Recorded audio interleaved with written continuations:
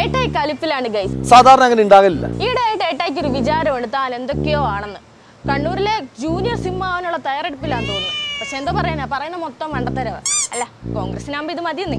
ഞാൻ നിങ്ങളെ പഠിപ്പിക്കുകയല്ല. പണ്ട് വ്യാജ ID കാർഡ് ഉപയോഗിച്ച് നേതാവാകുന്നതായിരുന്നു പ്രധാന ഹോബി. ഇപ്പൊ പിന്നെ MLA ആണല്ലോ. അപ്പൊ പിന്നെ ഭീഷണിപ്പെടുത്തുക, അക്രമം അഴിച്ചിടുക, ഇതൊക്കെയാണ് മെയിൻ പരിപാടി. പിന്നെ ആൾക്കാർ വ്യാജം എന്ന് വിളിക്കുന്ന തൊട്ട് പിടിക്കുന്നുമില്ല. നമ്മളെന്തോ ചെയ്യാനാ? അതിനകത്തൊരു തർക്കവും വേണ്ട. ഇനി അതവിടെ നിൽക്കട്ടെ. KPCC അധ്യക്ഷനെ മാറ്റിയെന്ന വാർത്ത പ്ലേസ് ചെയ്യുന്നതിൽ മാധ്യമങ്ങൾക്ക് ചില പെശക് പറ്റിയെന്നാണ് ഏട്ടായുടെ പുതിയ കണ്ടുപിടുത്തം. നിങ്ങൾ ഈ വാർത്തകളെ പ്ലേസ് ചെയ്യുന്ന ചില മാധ്യമപ്രവർത്തകർ വാർത്തകളെ പ്ലേസ് ചെയ്യുന്നതിനകത്ത് ചില പ്രശ്നങ്ങളുണ്ട്. എന്നിട്ട് പറയുന്നതോ KPCC അധ്യക്ഷനെ മാറ്റിയിട്ടില്ലെന്ന്. അതൊക്കെ മാധ്യമ സൃഷ്ടിയാണ് പോലും. ചിലർ പറയുകയാണ് ചില ആദ്യം വന്ന വാർത്ത സുധാകരനെ മാറ്റി. സ്വാഭാവികമായിട്ടും ഒരു KPCC പ്രസിഡന്റ് ഏത് പദവിയിലും ഇരിക്കുന്ന ഒരാൾ അദ്ദേഹത്തിന്റെ കാലാവധി പൂർത്തീകരിക്കപ്പെടുമ്പോൾ അത് മാറുകയില്ല. ഇനി മാറിയ പ്രസിഡന്റ് പറഞ്ഞത് നമുക്കൊന്ന് കേട്ടിട്ട് വരാം.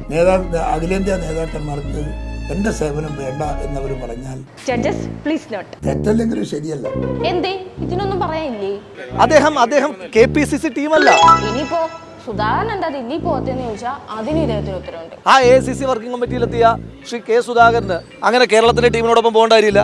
AICC-യിലേക്ക് തെരഞ്ഞെടുക്കപ്പെട്ട പുതിയ ടീമിനാണ്. ആ ടീമാണ് അവിടെ എത്തുന്നത്. ചേച്ചി, അപ്പൊ സുധീരൻ പോയതോ?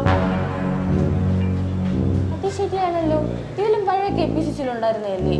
എന്റെ പൊന്നു, എന്തൊക്കെ മണ്ടത്തരങ്ങളാണോ ഈ വിളിച്ചു പറയുന്നത്. ഞാൻ നിങ്ങളെ പഠിപ്പിക്കുകയല്ല. പിന്നൊരു കാര്യം, അധികം ആരും പറയാത്ത ഒരു ഫോട്ടോയെ പറ്റിയും ഏട്ടായി പറയുന്നുണ്ടായിരുന്നു.